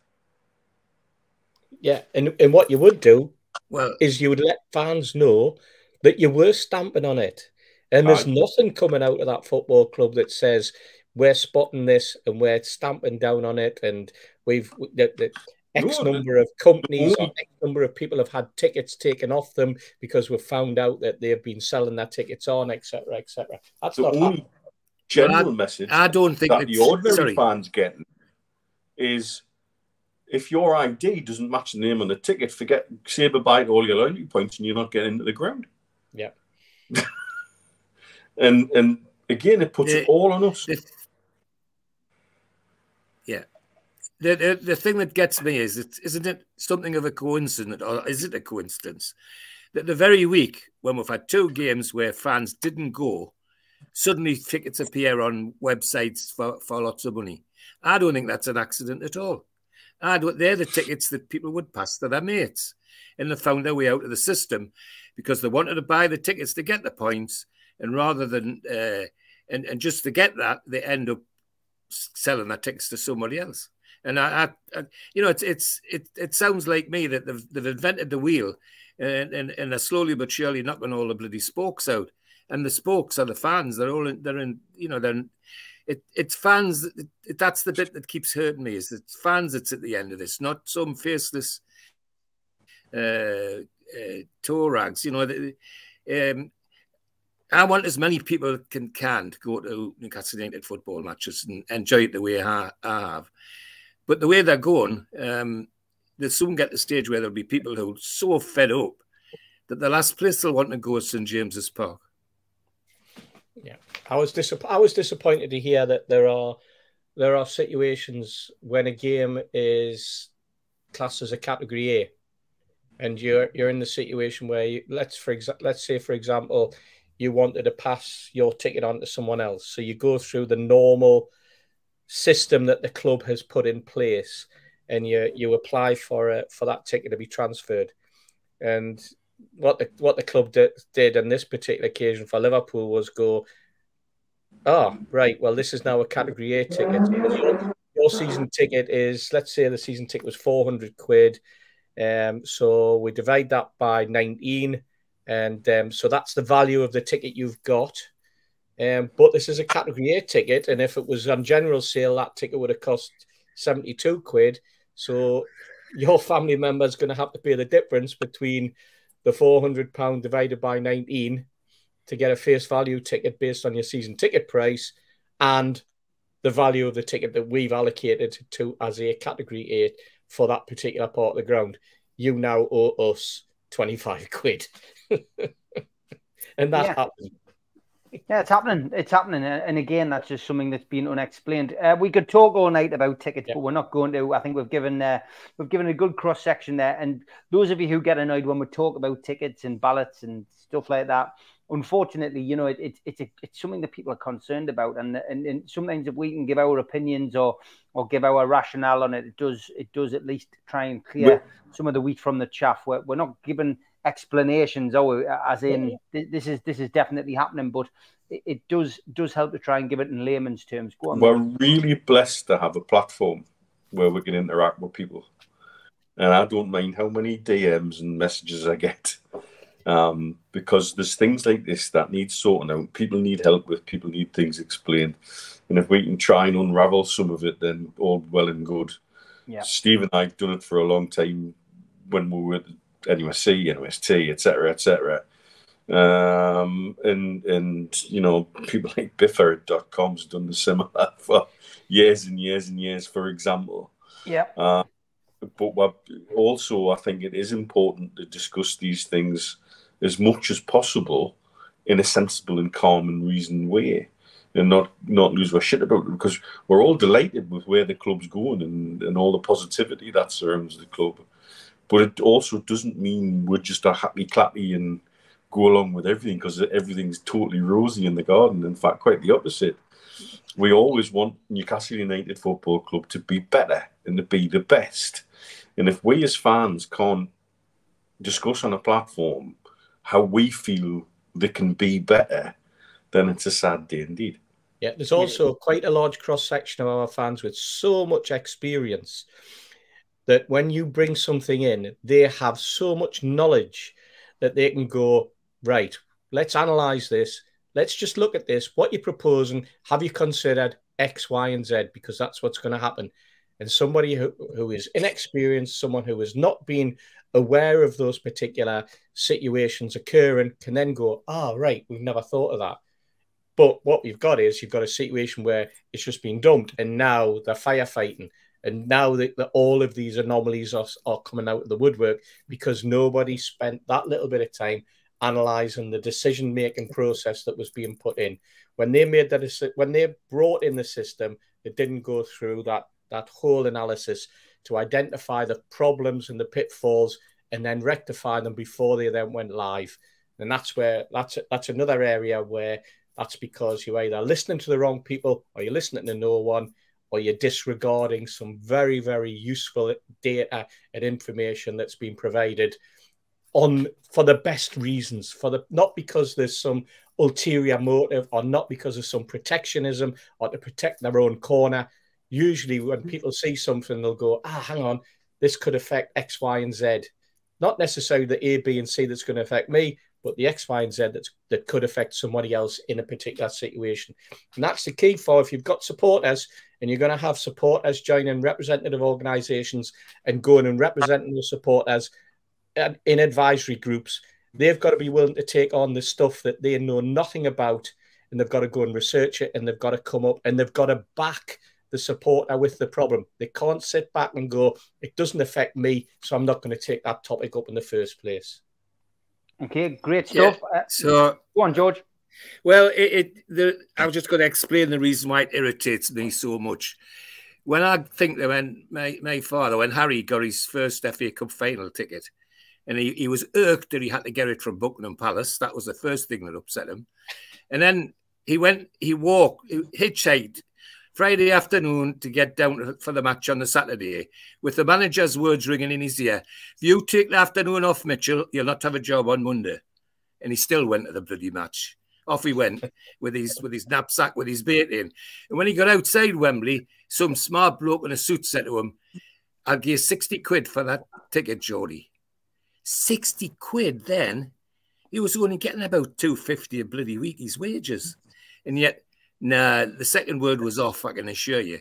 You know, how I've got any people like that anymore. It worries me that people like that are really dyed in the wool. Are just been sort of missed out of it, carved out of it, you know. And that's tragic for me.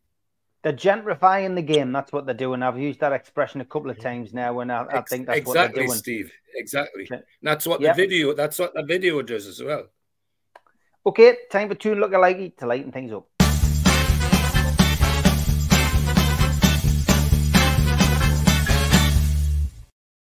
Oh, a couple of hasties been chucked in by Rita. She's been on full form this week, Rita. Thank you very much. Where have you been all my months?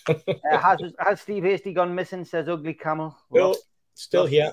Lost Steve Hasty. Couple here from Rita as well. Just so you can see them, Steve. She just likes white animals, doesn't she? Yeah. White birds. And not forget Mr. Hasty. So yeah, some pretty good lookalikes there. Steve sent this one and Hasty on the tune. What the hell? What the hell? It's on drugs. Mark Knopfler and John McEnroe. Here we go. Into some promote. This one was pretty good. A set of taps. It is good. God. Very like. I did get sent that by somebody else as well. And this one from Rita, Modric and Wurzel Gummidge.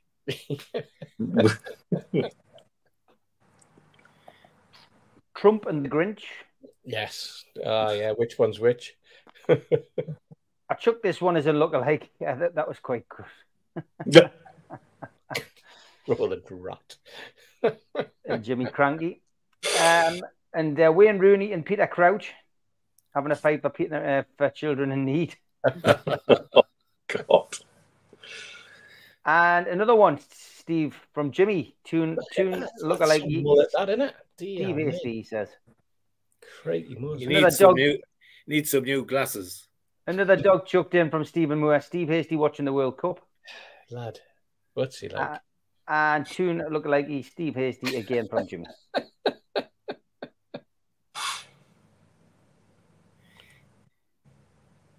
Well, that's Jim Carrey and who? It's got a look. They've got a look. I don't even know who it is. Alison Becker and Chris Hemsworth. Yes, I can see that. Yep. And Peter Petrelli and Gary Neville. Oh, hey.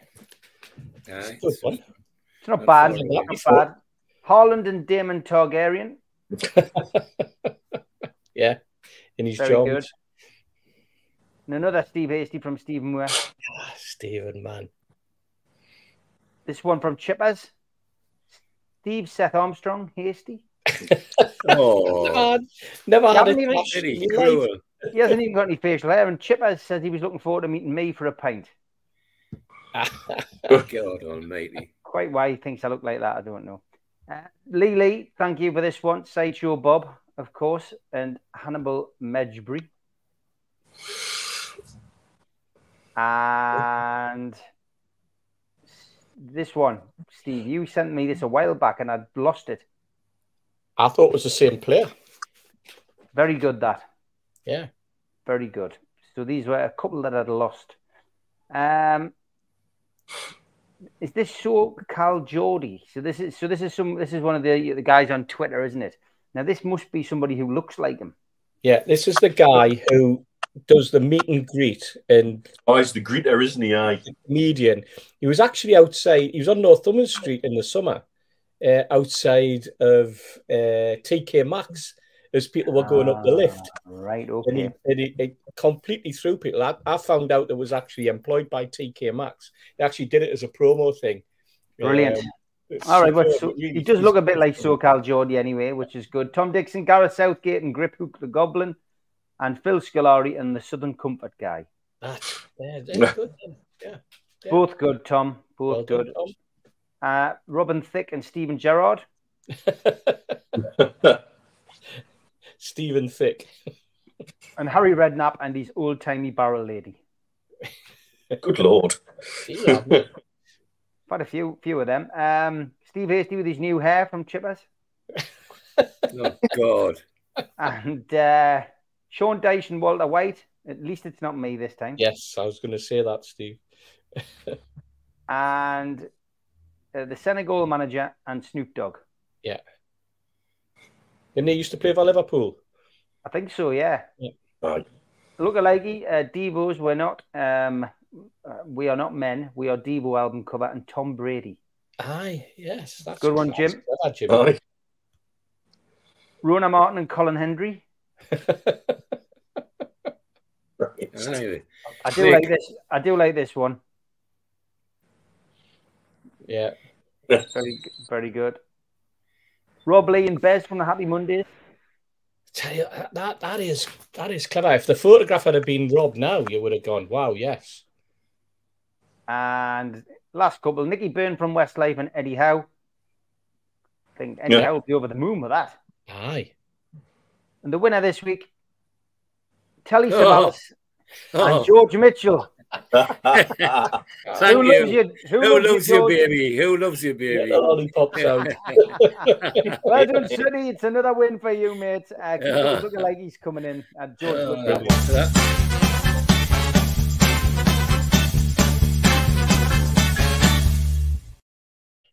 I didn't it as well. Yeah, I knew you'd love that. I knew you'd love that, George. Well in his element with that one. I just want to mention Steve Bruce. He's been back on again, back on TV. And Stu Flyboy used to come into our chat week in, week out, and just say Bruce out, which used to make me laugh. He's been back on the television again, Steve. Waxing lyrical about how he was going to sign Casado and how Newcastle United's. It's going to be a tough one for Howe over the next couple of weeks. I mean, why is he doing a running commentary on Newcastle United? Because I don't think it's necessarily just Newcastle United, but he's putting himself out there because this is the time when all of a sudden there'll be a managerial vacancy, and he's just letting the word go out there that he's available. All this rumor that he's retired. He's decided he's not retired, and he's just letting them know that he's around.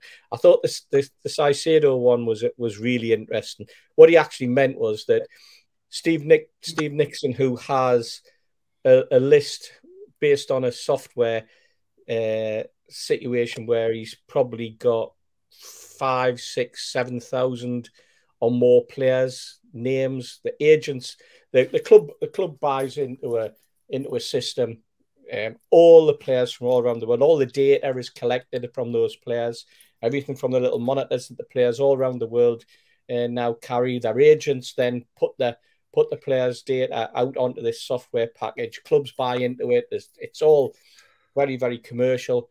And basically, he's one of a number of players that will have popped up. When you do a sift and Steve Nixon going, oh, there's somebody to watch, there's someone to watch. That's probably been as far as it's gone, because if you listen to what he actually said was that we were watching that lad for quite a substantial length of time. And, because he was just on your list. If you're really interested in one, you'd have put a bid in. And I was listening actually to a very, very interesting article on the radio a couple of evenings ago about why Brighton are a lot more successful at picking these players up than everyone else. And a lot of it is down to the fact that a lot of this software and the analytics that go behind it is owned by the Brighton owner, because he's that sort of guy. He's a gambler. He's a betting man. That's where he made his money.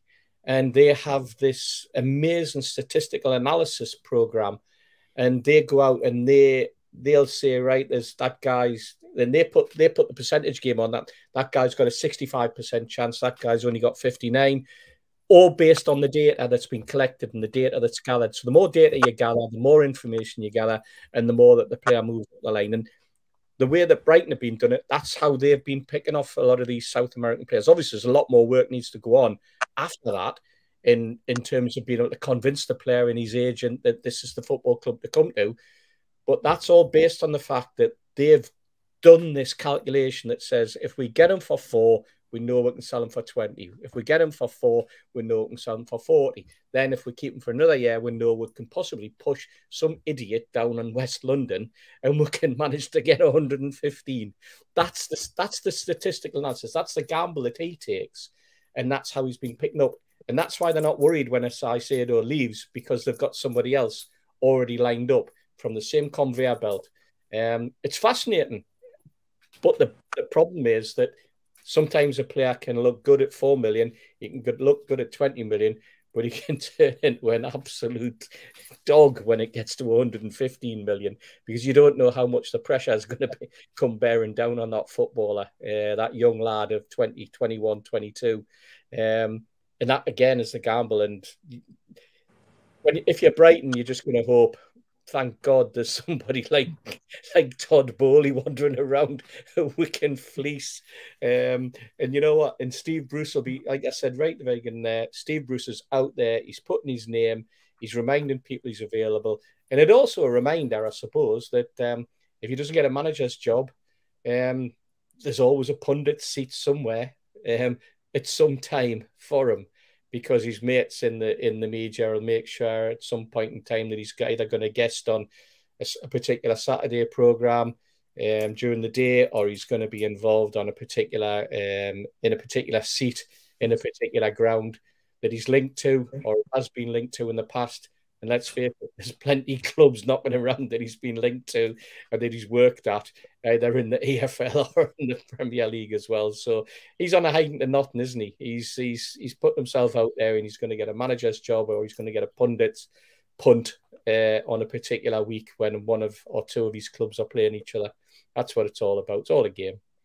It is all a game, George. Steve Bruce just trying to get himself back in football after saying Newcastle United will be his last job in football. He's now looking for a new job, isn't he? Yeah, of course he is. And I'm on your side. I think he talks about Newcastle too much. Wherever he starts off talking about it, ends up with Newcastle. And I think there's a man who's failed miserably trying to justify himself. With every breath he takes, he tries to justify himself. When he did the last one, I said, and I wasn't joking, I felt he needed help. You know, it's got this thing stuck in his bloody bonnet, and it needs to be shaken out. But wherever he starts talking about, he ends up talking about Newcastle. And at the end of the day, he's as I say, he's a guy who's failed miserably and now trying to justify his existence, and that's sad. And it's his fault. Nobody to blame but him. You just need to look at the way he trained some of these people over the last 20 years when he's been a manager, and look what he's done to them. It is worry to me that he always ends up Newcastle United. And as I say, I think that's him trying to justify himself. As regards the other things, yes, of course he wants a job. He'd take any sort of job, I think, at the moment. I think he's even talking putting it out that he'd be a sporting director, never mind manager or something like that. Not just a manager. Well, you know, take your chances, Bonnie lads, but I wouldn't have him near my players as sporting director. So in some ways, I'm sorry for him, because I think he's partly lost it. But the other way is that he's a man justifying a job that he couldn't handle.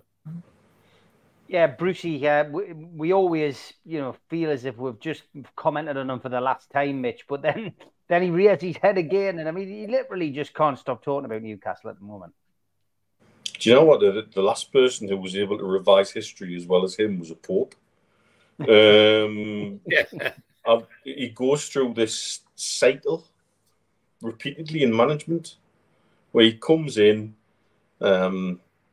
gets the team playing mediocre football, so then blames the fans, then gets sacked, and then continues to blame the fans. Repeat. You can see what he's been. Speak to Mackham, speak to Villa fans, speak to Birmingham fans, speak to Sheffield Wednesday fans, speak to Hull fans. Everywhere he's been, he's almost had a very similar pattern about what he would have done and could have done and should have done, and never did. With us, I think he knew fine well he was coming in as a human shield, and he took the job anyway. And he was on a hiding to nothing. And he genuinely was, really. But he uses that as some sort of martyrdom and tries to play the Geordie card to get away with it. When, too little, too late, mate. And for him to continually go on about us now, he's just prepping himself to come back into management at some stage. And we're at that time of the year, or because the time of the year when owners get jittery, it seems to come earlier and earlier every season. We're revving up to the time of the year where he wants his name in the media. People wants to know everybody's ready to come back into management. He's raring to go. And we all know why he's doing it. But I've never known anybody with an ability to rewrite his own history in this way. You know what's coming next, don't you? You know what's coming next is going to be the article from Alex Ferguson saying what a great manager he would be. That's the next bit. That's how it rolls. This is how it rolls. And you also notice that you never hear of previous owners because you never bad-mouth them, but you never hear them slagging them off. It's always the fans' fault, and it's always the fans who are the ones who raise their heads and talk about them in a negative way. The owners never, once he's left, he tends to keep a decent relationship, bearing in mind that he was sacked by, you know, a very, very vociferous Simon Jordan. Simon Jordan speaks very highly of him. Yeah, that's because he's not in your club anymore, Simon. Yeah. That's the reason why you speak. Got rid of him. You know, that's the whole top and bottom of it. You know, I mean, it's absolutely crazy. But he's not the only one, mind, who likes to talk about Newcastle, because there was an article in a paper today, and I think I mentioned it to you guys in our little WhatsApp group, where the headline is that a particular person, or a particular football club is linked with shirt sponsorship to do with a particular company. So you start off, that's the headline. So straight away, all the Newcastle fans are going to pile onto that, and it's going to cause a right furore because Chelsea are allegedly going to have Riyadh Air on their shirts. So the first two paragraphs talk about that. The next 16 paragraphs talk about God knows how many other alternative routes there are for shirt sponsors for them. And then the last paragraph will tell you that the people in charge of Saudi Air or Riyadh Air, or whichever one it was, will say, we've got no interest in this. And yet, topped and tailed, it's Newcastle United to drag us in, and the other 15 or 16 paragraphs are nothing to do with Newcastle United. But we fall in there again every single time, and we're being used by the media, we're being used by certain press people to keep Newcastle United, Saudi Arabia, Riyadh Air, the whole issue of, well, if it was them, it's kind of like trying to upset us as fans, because we know that if a company that's linked to Newcastle United want to come in as sponsors, straight away we're going to be under the microscope, yet those other clubs aren't. And it's as though they're trying to upset us and also gain all the clicks the benefits that come because the article happens to mention Newcastle, because they know Newcastle fans will flock to it. And we're being used. We're being used like a rag doll by the media. We're being used by a rag doll by the written press. And it's quite sad in a way. And what it does is it turns you off wanting to read what quite often are very, very good writers, but you lose interest in the stuff that they write. Yeah. You lose faith in their organisation that they write for or that they work for, because you think there's an ulterior motive behind what's going on. And it's quite annoying. It's quite disappointing. The other thing that Brucey likes to rub in is the fact that he's born in Hexham.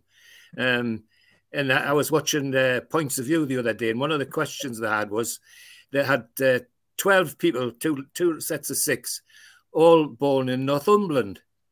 And Alexander Armstrong, Xander, of course, I think he's great because he's pretty related to the Duke of Northumberland. But anyway, they had all these names, and every other one that they mentioned was born in Hexham.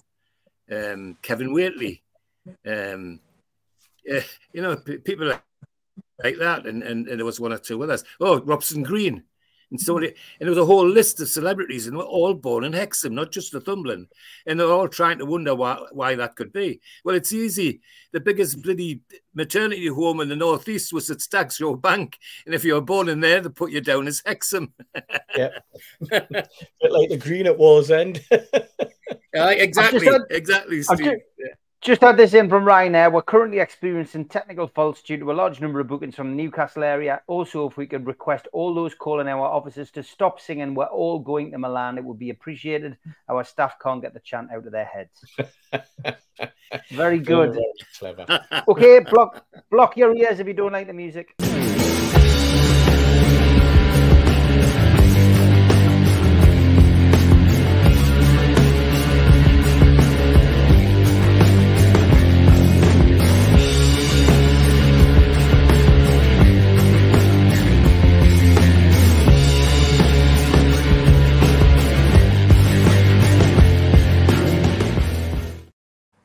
The day I met, where I asked you to send in photographs of you meeting somebody from Newcastle United, past or present. Big thank you to Toon Boy. He says, one for the day you met. Great night and tales from these two legends. And Lee Clark and Keith Gillespie in the Lowther in Newcastle. Toon Boy, thank you for sending that in. If you want to send your photos in, we will feature them on the day I met. Just send them to the lads or me on Twitter.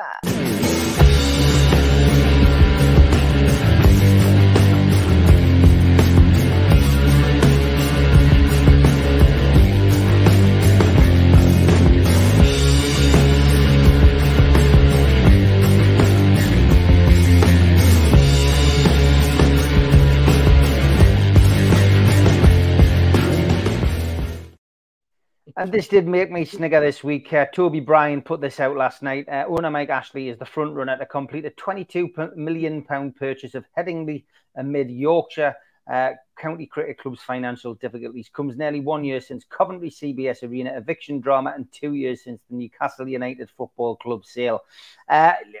Word of advice for Yorkshire Cricket Club lads, starting with you, Steve? Don't do it. But I don't think Yorkshire Cricket Club have got much going for them at the moment anyway, have they? I think they're in enough trouble without getting Mike Ashley to try and bail them out, for goodness sake. Yeah, I would agree. Don't do it. George, is that the same advice you would give to Yorkshire? Absolutely.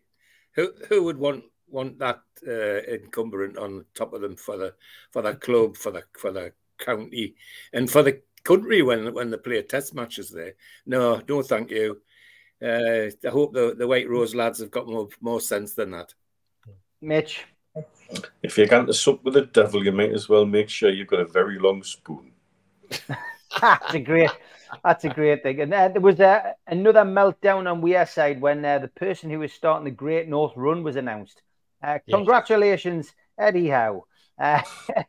Eddie Howe is going to be starting the Great North Run this Sunday. Our Vince from the Fans Forum is competing as Darth Vader as usual. I think he's done enough training and got the sponsorship in, which is great. But yeah, I mean, honestly, the fallout on Twitter, Steve's been hilarious. Watching the Mackems go mental about that. It's brilliant, isn't it? I mean, you know what? They've got to have something to twist about it. I mean, it's comical at times, the way that the rivalry sort of gets caught up in the mists of time, and now you're complaining about someone who's starting the Great North Run. I mean, did we complain when Peter Reid was the man selected to do the Great North Run? No, we didn't. We are, everyone who did the run just treated Peter Reid in the right manner. He fist pumped everybody as they were running past. That's what it's about. This is nothing to do with football. It's a regional-wide, nationwide occasion. It just so happens that Eddie Howe's been chosen this time. We've had Bobby Robson in the past. We've had pop stars. We've had girls from South Shields. I'm sure I've done it. You name it. I think did Jill Scott do it last year? I think she might have been involved. She was. Did we gripe? No, we didn't. There's no bigger Macklin than Jill Scott. Played for Sunderland ladies. Big Sunderland fan. I've seen her there at the ground on many occasions. Thinks nothing of telling you how big a Sunderland fan she is. But did Newcastle fans who did the North Run give her any jip? Very much doubt it. Need to grow up. need to wake up and smell the coffee. Yeah, I mean, George, I remember when Keegan did the adverts for Sugar Puffs. Yeah. Apparently, the Mackems wouldn't buy Sugar Puffs. I mean, they seem to get more affected by these things than we do. Well, yes, but the other night, remember, we were talking about buying these half and half scarves and bubble hats. Yeah. Well, the only half and half shirt I thought was good was Special Kig's half and half when he ran the Great North Run, because he had a half red and white, half black and white. And I thought that was from Kevin Keegan. That was fantastic. Yeah. But most of the time I wouldn't touch a half and half. Yeah, I mean, they do get upset, and they forget as well that you can't switch an athletics thing on the telly. And then you've got Cram speaking down your ear, you know, and not afraid to slip in Sunderland if he gets the chance. So, you know, you have to take it, take the swings with the good with the bad, as it were. But yeah, Steve's absolutely right. Just need to grow up. You know, it's there for all of work. It's there for the whole of the Northeast. That's why it's the Great North Run. Yeah, Mitch, the few moment I was off the scale, wasn't it? Mine broke. Went round 3 times and then all the springs came out. You know, football's a funny game. It has an amazing ability to turn educated and erudite people into blethering idiots at time, and I'm no exception to that. As the man who sat on the floor of the lounge for 3 months until somebody changed the cushions on the settee because I wouldn't sit in it because it was red and white. You